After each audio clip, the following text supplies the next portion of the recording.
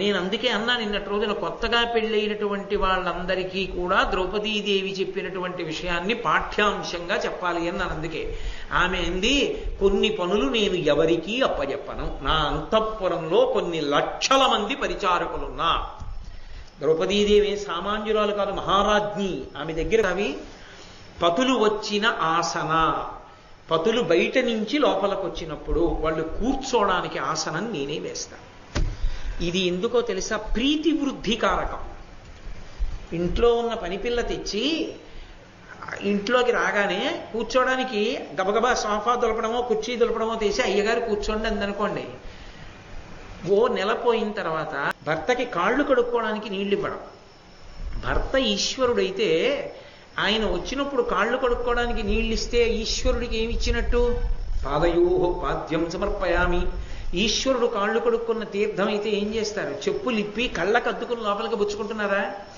భర్త కాళ్ళు కడుక్కున్న తర్వాత ఆ నీళ్ళు ఇలా అనుకుందనుకోండి, భార్య ఎవరి పాదోదకాన్ని జల్లుకుందంటారు? ఈశ్వర పాదోదకం చల్లుకుంది. శాస్త్రం అంతే కదా, నేను కాదు చెప్పవలసింది, మీరు కాదు చెప్పవలసింది, వేదం చెప్పాలి. ఎవరో గుండెలు బాదుకుని అలా ఎందుకంటే అలా బాదుకున్నారని పోదది, శాస్త్రం అది. అలా ఎట్టి పరిస్థితుల్లో ఆ పని చేయడానికి నేను ఇతరులకు పంపను, నేనే చేస్తాను అది. ఎందుకని? ఆమెకి తెలుసు భార్యాస్థానానికి ఉన్న గౌరవం ఏంటో. ఈ గౌరవం తెలుసున్న వాళ్ళు అలా ప్రవర్తిస్తుంటే ఏ భర్త సంతోషపడిపోడు, నా భార్య ఇంత మంచిది, ఇంత మంచి ఇల్లాలు నన్ను ఈశ్వరుడిగా చూస్తుందని ఆయన ఎందుకు ఎంత సంతోషంతో గుండెల్లో పెట్టుకోడు. అందుకే మీరు లక్ష్మీనారాయణుల్ని దాంపత్యానికి అనుకూలంగా చెప్తాం. మనం ఎప్పుడైనా పెళ్లి చేస్తే లక్ష్మీ స్వరూపిణిగా కదా కన్యాదానం చేస్తాం.